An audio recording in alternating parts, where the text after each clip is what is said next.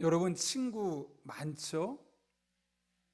여기 이해해야 되는데 친구가 그럼 다양하죠? 다양한 친구 중에 좀 가까운 친구가 있고 왠지 좀 거리감 있는 친구가 있습니다. 어디에서 그런 차이가 있을까요? 저도 설교 강의 교리 공부 준비하다가 저의 신학대학원 친구들, 대학교 친구들을 생각해 보면서 지금도 연락하고 있는 친구들을 살펴봤더니 그 친구들과 조금 연락하지 않는 친구들과의 차이점이 있었습니다. 뭐냐면 제가 그 친구들에 대해서 잘 알고 있다는 것. 그 친구가 어떤 생각을 갖고 있는지, 또 성격은 어떤지, 그 친구의 가정은 어땠는지, 이런 다양한 것들을 알다 보니까 왠지 동질감이 생기고, 그러면서 왠지 그 친구와 오랜 시간을 보내게 되면서 점점 더 가까워지게 된 것이죠. 반면 여전히 많은 친구들이 있습니다. 그런데 그 중에는 별로 친하지 않은 친구가 있습니다. 친하지 않은 친구를 생각해 봤더니 그 친구에 대해서 아는 게 별로 많지 않더라고요. 물론 그 중에는 나와 너무나 달라서 친하지 않은 친구도 있지만 대부분의 친하지 않은 친구들 봤더니 그 친구에 대해서 제가 아는 게 거의 없습니다. 심지어 지금 그 친구가 어느 교회에 있는지도 모르겠더라고요. 이게 상대방에 대해서 얼만큼 아느냐, 이것이 때론 친밀감과 직결되는 것을 우리가 보게 되는 것이죠. 그런데 여러분, 우리가 새로운 사람 만나러 가거나 거래처에 갈 때 상대방에 대해서 자세히 알고 갑니까? 그냥 갑니까? 알고 가려고 그러죠. 계약이 잘 성사되기 위해서 혹은 좋은 관계를 위해서. 그렇다면 우리가 하나님 앞에 하나님과 좋은 관계를 맺으려면 어떻게 될까요? 하나님에 대해서 알아야 되는 겁니다. 하나님이 어떤 분이신지에서 알면 알수록 하나님과 더 깊은 관계를 맺을 수 있기 때문에 그렇죠. 그래서 오늘은 우리가 하나님은 어떤 분인가, 조직신학적인 용어로, 교리적인 용어로는 하나님의 속성에 대해서 살펴보려고 하는데, 하나님의 속성은 크게 두 가지입니다. 첫 번째는 비공유적 속성, 좀 어렵죠. 두 번째는 공유적 속성. 이게 뭐냐면 비공유적 속성은 하나님만 갖고 있는, 사람에게선 발견할 수 없는, 아니 사람은 흉내도 낼 수 없는 것을 비공유적 속성이라고 그러고, 공유적 속성은 뭐냐면 하나님에게 있는 모습인데 우리 인간에게서도 발견할 수 있는, 우리도 흉내내고 노력하고 하나님이 도와주시면 얼마든지 그런 것을 가질 수 있는, 이렇게 공유적 속성과 비공유적 속성으로 나뉘어 있다는 거죠. 그 중에 첫 번째로 우리가 비공유적 속성에 대해서 함께 살펴보려고 하는데요, 아마 오늘은 비공유적 속성만 하고 공유적 속성은 아마 다음번에 할 수도 있을 것 같은데요, 그거 끝나고 나서는 우리가 삼위일체에 대해서 좀 살펴보려고 합니다. 좀 전에 이야기했던 것처럼 비공유적 속성은 하나님만 갖고 계시고 인간도 어떤 피조물도 가질 수 없는, 공유할 수 없는 그런 속성을 말하는데, 그 중에 첫 번째는 편재성입니다. 편재, 어디에나 계시다, 모든 곳에 계시다 라는 의미인데요, 예레미야 23장 23절과 24절에 보면 이렇게 기록되어 있습니다. 우리 한번 같이 읽어보겠습니다. 시작. 여호와의 말씀이니라. 나는 가까운 데에 있는 하나님이요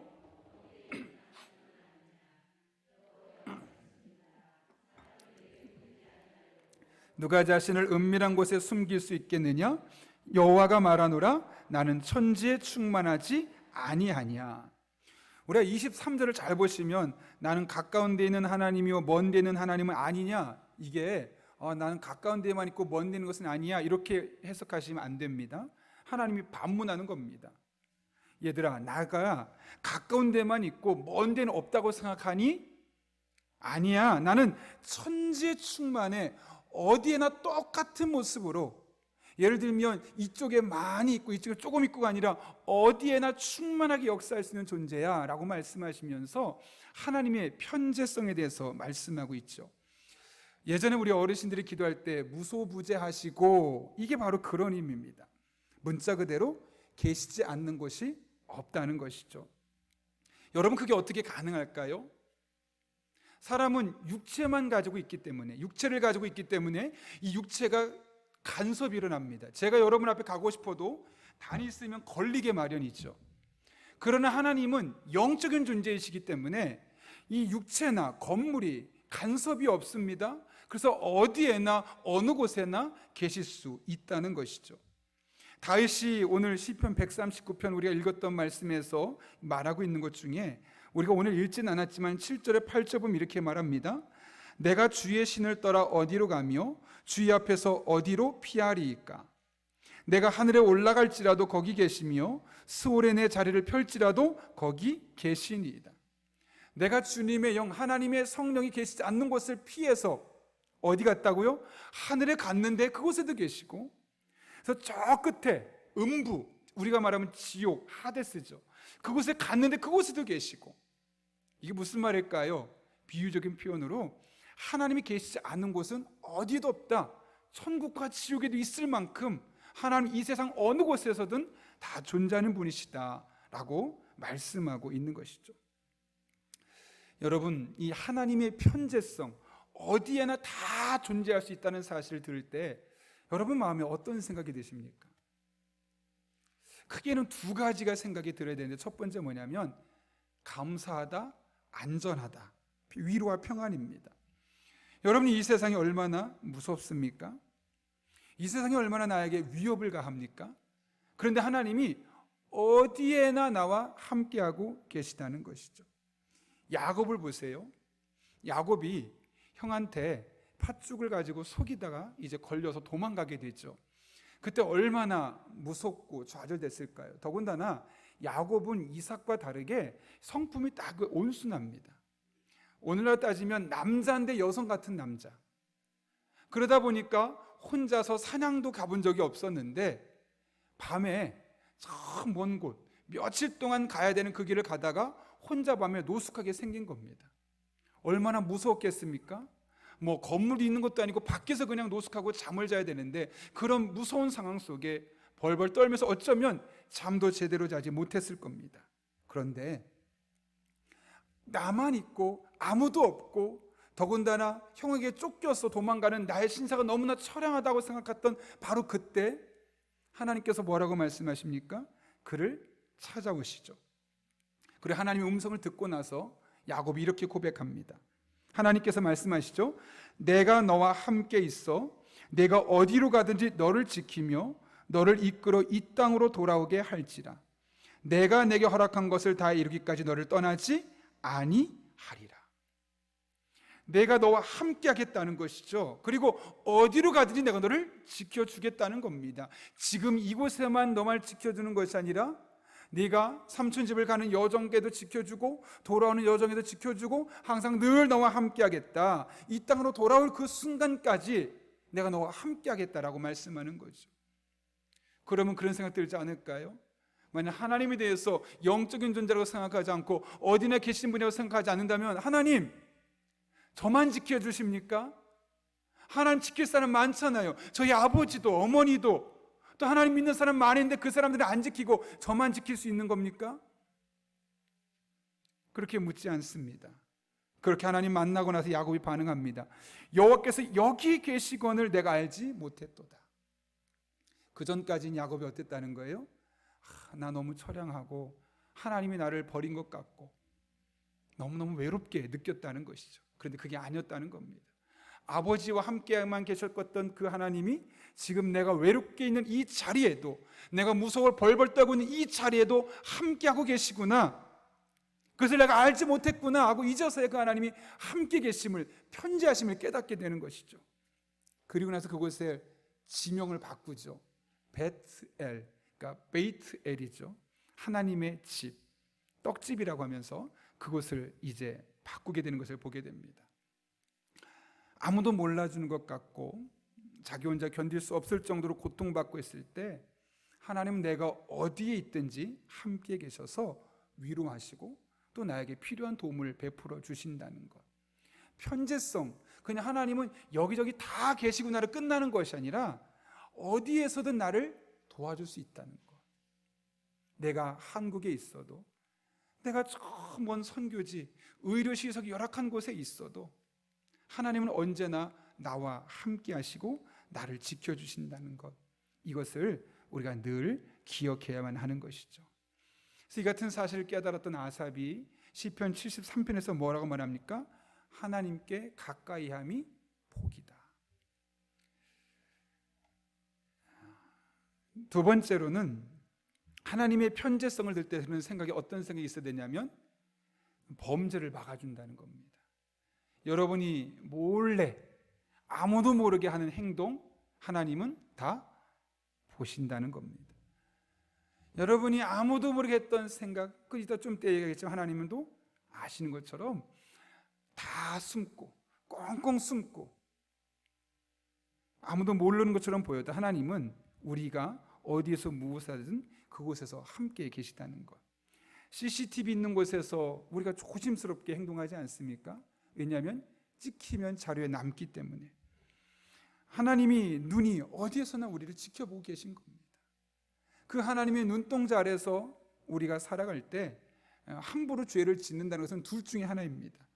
간덩어리가 부었거나 아니면 하나님이 계시다는 사실, 어디에나 계시다는 사실을 믿지 않거나. 정말 하나님이 어디에나 계시다는 사실을 안다면 우리는 하나님이 보는 데서만 하나님의 사람답게 사는 것이 아니라 아무도 보는 데 없을 때, 아무도 보는 사람이 없을 때조차도 하나님의 사람답게 살려는 노력이 있어야 되는 것이죠. 여러분, 요셉 잘 기억하죠? 요셉이 보디발의 아내에게 유혹을 받았을 때 몇 살이었을까요? 대략 27살 되었을 거라고 많은 학자들이 추측합니다. 그 성적인 유혹을 받았을 때 요셉이 그것을 이겨내죠. 어떻게 이겨냈을까요? 아무도 없다, 둘만 있어, 괜찮아 라고 유혹하는 보디발의 아내를 뿌리치게 되었던 이유가 이렇게 고백하죠. 내가 어찌 이 큰 악을 행하여 하나님께 득죄하리이까. 두 사람만의 은밀한 그런 관계가 아니라 그 은밀해 보이는 그 속에서 하나님이 보고 계시고 하나님이 눈동자처럼 지키고 계시다는 거죠. 그러니 사람들은 못 봤으니까 우리 둘만의 문제로 끝나는 거야, 혹은 나 혼자 죄진 거야 라고 생각할 수 있지만 아니라는 거죠. 그것은 하나님 앞에 죄를 짓는 것이다. 그런 의미에서 하나님의 편재성, 어디에나 계시다는 것은 첫 번째는 우리에게 위로를 주고 평안을 주시지만 두 번째로는 우리로 하여금 죄 짓지 않도록 막아주는 역할을 하는 것이죠. 그러니까 사실은 우리가 이 모든 것이 우리에게 유익한 겁니다. 하나님이 나를 지켜보시니까 나를 불편하게 만드는 것이 아니라 나를 더 하나님의 사람답게 거룩하게 만들어주는 도구가 되어진다는 것. 자, 그다음 두 번째입니다. 첫 번째는 편재성이었다면 두 번째는 전지성인데요.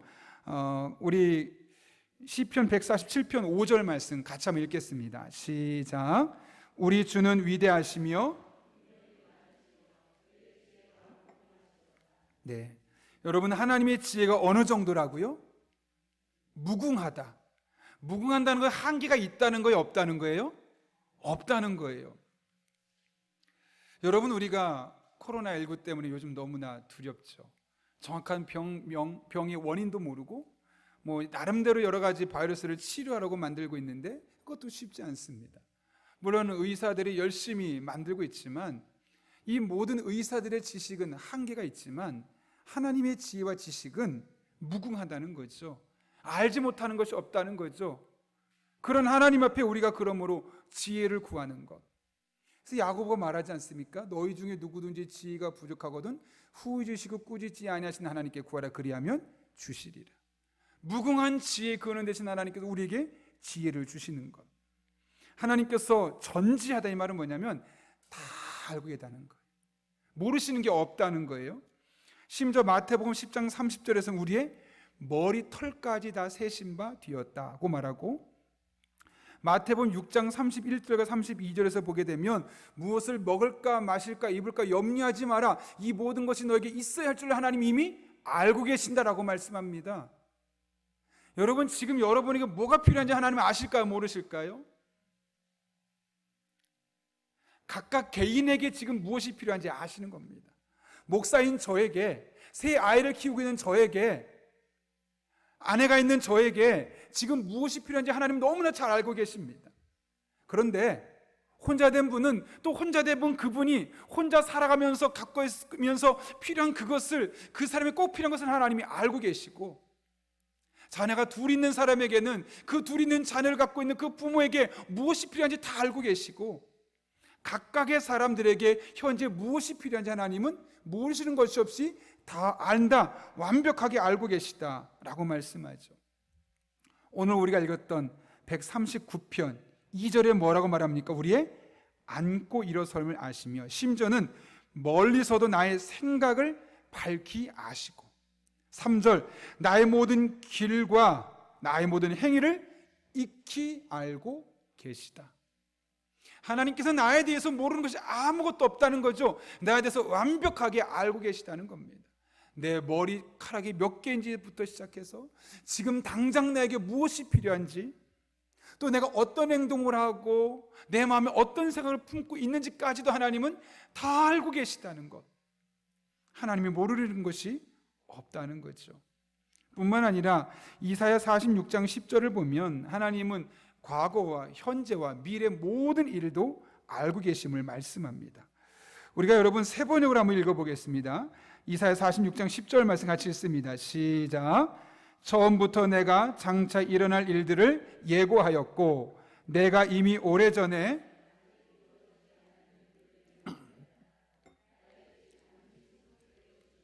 내가 하고자 하는 것은 내가 반드시 이룬다고 말하였다. 무슨 말일까? 하나님께서는 과거, 현재, 앞으로 일어날 미래 일들까지도 다 알고 계시다는 것. 그럼 그런 질문이 생기겠죠. 하나님께서 미래 일들까지 다 알고 계시다면 그 미래까지 알고 계신 하나님께서 우리에게 다 가르쳐 주시지 왜 안 가르쳐 주시는가? 그거는 하나님께서 성경에 나중에 우리가 이야기를 나누겠지만 필요한 때 하나님께서 깨닫게 하시고 말씀을 통해 지혜를 주시고 인도하시긴 하지만 우리에게 직접적인 능력으로 말씀하신 경우는 많지 않죠. 그 부분은 오늘 살펴볼 부분이 아니니까 우리가 한번 넘어가도록 하겠습니다. 일단 우리가 기억할 것은 하나님은 전지하시다. 모든 것을 다 알고 계시다. 세 번째로 전능하시다. 이 부분 우리가 너무나 잘 알고 많이 보셨기 때문에 좀 빨리 넘어가려고 하는데요. 창세기 17장 1절 말씀 한번 읽어보겠습니다. 시작. 아브라함이 99세 때 여호와께서 아브라함에게 나타나서 그에게 이르시되 나는 전능한 하나님이라 너는 내 앞에서 행하여 완전하라. 하나님께서 스스로를 말씀하십니다. 나는 전능해. 이게 무슨 말일까요? 나는 모든 능력을 다 갖고 있어. 그래서 나는 못하는 게 없어. 내가 원하는 것, 내 뜻대로 다 할 수 있어. 근데 사람은 그렇던가요? 그렇지 못하던가요? 아무리 큰 뜻, 원대한 뜻을 품고 있어도 능력이 부족하면 못하는 거죠. 제가 한 2번인가 신세 한탄하듯이 했던 이야기 기억할 겁니다. 신학대학원을 졸업하고 저는 유학을 가고 싶었지만 유학을 접었다고. 유학 설명회를 갔는데 학비가 너무 많이 들어가는 겁니다. 제가 아무리 노력해도 획득할 수 없는 돈이었고 부모님께 부탁을 해도 그것 가지고도 생활할 수 없는 비용이었기 때문에 유학을 꿈만 꾸었지 능력이 없으니까, 제 능력도 부족하고 부모님이 가진 재력도 부족하니까 유학을 포기할 수밖에 없었습니다. 지금도 저희 부모님은 저를 볼 때마다 그렇게 미안해 하시더라고요. 내가 능력이 없어서 너 유학 못 보낸 게 그게 한이라고. 사람은 그렇습니다. 아무리 원대한 꿈을 품고 아무리 위대한 계획을 갖고 있어도 능력이 없으면 못하는 겁니다. 그런데 여러분, 하나님이 품은 모든 뜻을 다 이룰 수 있습니다. 왜요? 다 하실 수 있으니까요. 그래서 우리가 여러분 기억할 게 뭐냐면 하나님이 전능하시다 이 말은 두 가지를 기억해야 됩니다. 첫 번째로는 하나님의 뜻의 측면과 하나님의 능력의 측면에서 하나님이 큰 뜻을 갖고 있는 것이죠. 그 큰 뜻을 다 하실 수 있다는 겁니다. 그리고 그 큰 뜻 안에는 우리 개개인을 향한 뜻이 있죠. 성경에 보게 되면 아브라함을 향한 뜻이 있었죠. 오늘 창세기 17장 1절 이미 경수가 끊어져서 여성으로서 생리가 끊어졌기 때문에 아이를 가질 수 없었지만 하나님의 큰 뜻은 그 가운데서도 아이를 낳게 만드는 것이었습니다. 얼마나 멋진 뜻입니까? 얼마나 대단한 하나님의 뜻입니까? 능력이 없으면 불가능한데 하나님은 그 큰 뜻을 그분의 능력으로 실행시키신 것이죠. 우리를 향한 하나님 뜻도 마찬가지입니다.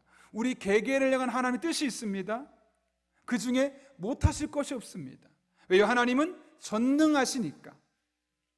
그런 의미에서 우리 한 사람 한 사람이 하나님의 뜻을 기억하고 뿐만 아니라 그 속에서 하나님의 전능하심을 기억한다면 지금 당장 삶에 곤고함이 있어도 그 하나님 붙들고 우리가 믿음으로 일어설 수 있는 것이죠. 혹시 여러분은 한 2주 전을 기억하실까요? 제가 예배 때 영상 틀어줬던 거, 그 미국 사람이 나와서 웨이메이커라고 길을 만드신 하나님에 대한 찬양을 했습니다. 그 찬양 하나로 찬송하고 중간에 짧게 기도하고 한 2분짜리 간증을 하는데 28분 동안 우리 인생 가운데 길을 만드신 하나님을 찬양하는 겁니다. 제가 요즘 그 한 곡 틀어놓고 20분, 30분 계속 들으면서 반복해서 가사까지 다 외울 정도로 너무너무 감동적인데, 그 찬양에 제가 보였던 그 영상에 한 중간쯤 보게 되면 그 덩치가 좋았던 그 흑인분이 간증하는 장면이 나옵니다. 어떤 장면이냐면 이런 간증을 합니다. 본인이 어느 날 집에 있는데 갑자기 건너편에서 어머니가 펑펑 우는 소리가 들리는 겁니다. 큰일 났다. 무슨 일이지? 왜냐하면 그 당시 이 집이 너무나 힘들어서 홈리스, 노숙자로 전락할 수밖에 없는 상황까지 처할 정도로 너무너무 힘든 상황이었기 때문에 그렇습니다. 아, 큰 문제 터졌구나. 큰일 났다. 엄마가 저렇게까지 울 정도면 이거는 분명히 큰 문제다라고 생각할 수밖에 없는 거죠. 조심스럽게 방문을 여는데 문이 안 열리는 겁니다. 문 앞에서 어머니가 있고 큰일 났다 해서 문을 열었더니 어머니가 펑펑 울고 있죠. 근데 무엇을 놓고 우냐면 삶의 큰 문제, 노숙자로 전락할 수 있는 그 문제 때문에 우는 것이 아니라 하나님을 찬송하고 하나님께 감사하다는 겁니다. 뭐가요? 지금 홈리스 되기 바로 일보 직전인데, 노숙자로 지금 전락하기 바로 일보 직전에 뭐가 그렇게 감사냐는 것이죠.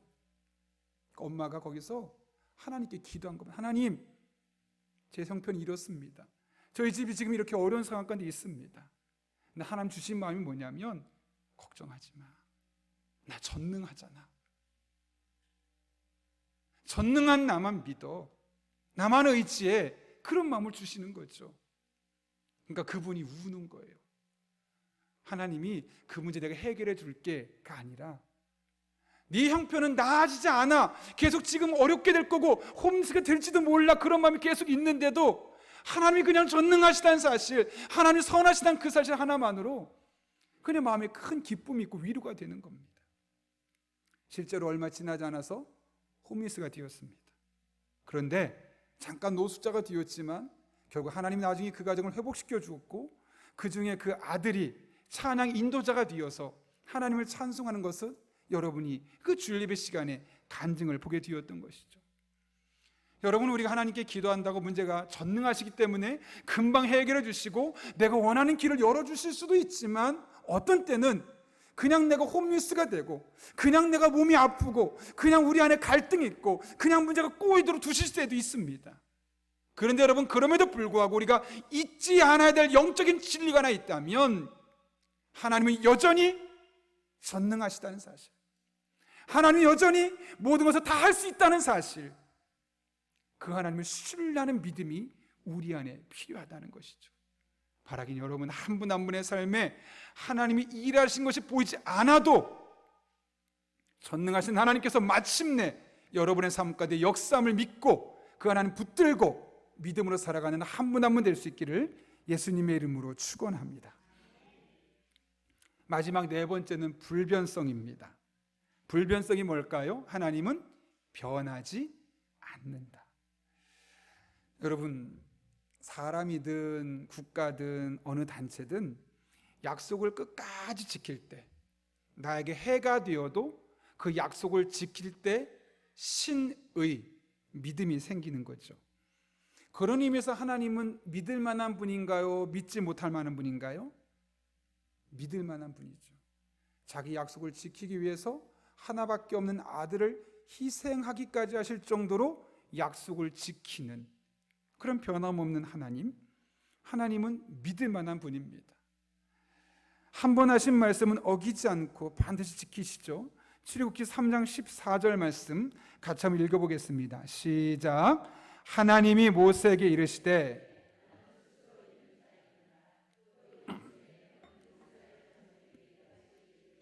스스로 있는 자가 나를 너에게 보내셨다 하라. 아멘. 여기 스스로 있는 자니라, 이 말이 여호와라는 단어로 이제 나오게 되죠. 그런데 여러분, 여기 스스로 있다, 여호와다, 이 말은 뭐냐면 나는 언제나 동일해, 나는 변하지 않아, 난 약속한 것에 대해서 반드시 책임지는 사람이야, 그런 존재야 라는 의미가 담겨 있는 것이죠. 하나님은 절대로 변하지 않습니다. 야고보는 이렇게 말합니다. 야고보서 1장 17절에서 그는 변함도 없으시고 회전하는 그림자도 없으시다. 회전하는 그림자가 없다 말하는 것 정도로 그냥 그 자리에 그대로 지키고 계시다는 것, 변함이 없는 분임을 비유적으로 표현한 것이죠. 심지어 히브리서 13장 8절에서 뭐라고 말합니까? 예수 그리스도는 어제나 오늘이나 영원토록 동일하시니라. 제가 한번 예전에 설명드렸었죠. 여기 동일하다는 말이 진짜 동일하다는 단어가 쓰였다고 했습니까? 아니라고 그랬죠. 대명사, 어제나 오늘이나 바로 그분이다 라고 원문에 쓰여 있습니다. 이게 무슨 말일까요? 어제 그분이 오늘 그분이고, 오늘 그분이 내일 그분이고, 내일 그분이 5년 뒤, 10년 뒤, 20년 뒤, 100년 뒤에도, 아니 이 세상 끝난 뒤에도 여전히 같은 분이라는 사실을 강조하기 위해서 그분이라고 했는데 우리 성경에 동일하다고. 사실은 우리 성경보다는 원문 그대로 번역하는 게 더 좋습니다. 그렇지 않겠습니까? 동일하다는 의미보다 어제도 그분이고 오늘도 그분이고 내일도 그분이야, 변함없는 분이야. 어떤 분이요? 우리가 믿는 하나님이. 여러분, 이런 질문이 생기지 않습니까? 하나님 변하지 않는다고 하는데 성경에 보면 종종 하나님이 변하는 장면이 나오잖아요. 창세기 6장에 보게 되면 여러분 잘 아시는 것처럼 내가 땅 위에 사람 지은 것을 후회한다. 또 다윗이 범죄를 지었을 때 이스라엘 백성들 7만 명이 죽게 되죠. 그리고 나서 그들 죽고 나서 하나님이 뉘우쳤다 라고 말하기도 하고, 심지어 출애굽기 32장에서 보게 되면 우상 숭배하는 이스라엘 백성들을 보면서 많은 사람이 죽게 되죠. 그때 뭐라고 말씀합니까?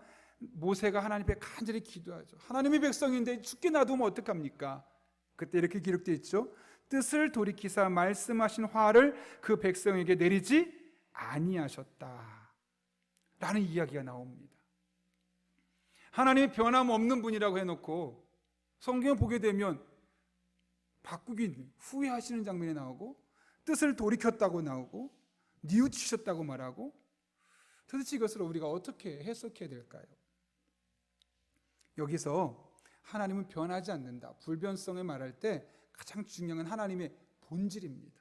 아까 회전하는 그림자도 없을 만큼 하나님은 변하지 않는 분이다. 그분의 성품, 그분의 의지는 한 번 약속한 그대로 이루시는 분이시다.